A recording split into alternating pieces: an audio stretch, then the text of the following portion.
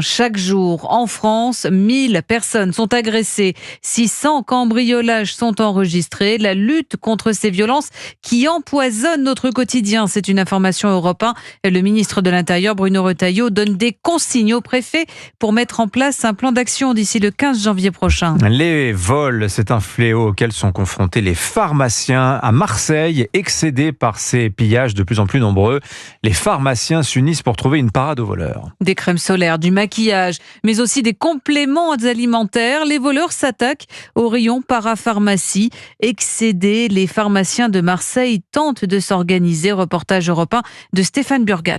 Derrière leur comptoir, les pharmaciens comme Manon gardent toujours un œil sur leur rayon. Alors ça n'arrête pas, c'est-à-dire qu'ils rentrent, ils se mettent à un endroit où on ne peut pas les voir, qu'on est débordé, ils se cachent et ils se servent. Ça va à plus de 100-200 euros de produits. Alors nous on intervient, le ton peut monter. Donc des fois c'est vrai qu'on est en difficulté. Mais beaucoup comme Valérie Ollier de l'Écluse refusent de s'interposer et cherchent des parades. Alors là, vous voyez, la boîte est en rayon et il n'y a pas le produit dedans. Elle est entièrement vide. Voilà. Donc en fait, c'est le moyen qu'on a trouvé pour arriver à ne pas se faire piller. Une année, on avait perdu 10 000 euros de solaire.